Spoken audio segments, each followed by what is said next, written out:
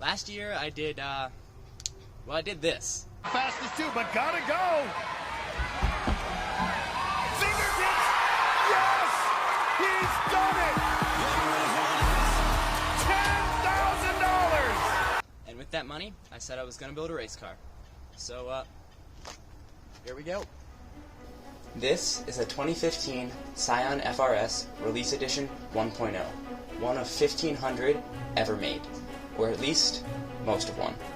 I picked this up on Copart for only $4 grand, but between the interior, exterior, and everything in between, it's going to need a lot of work to bring it back to what it once was.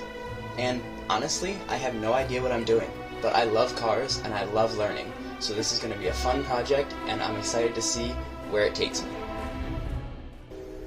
So yeah, I think this is going to be a super fun project. It's going to be quite a journey. There's going to be things I have to learn, plenty of mistakes along the way, but I'm excited to document this and share it with all of you.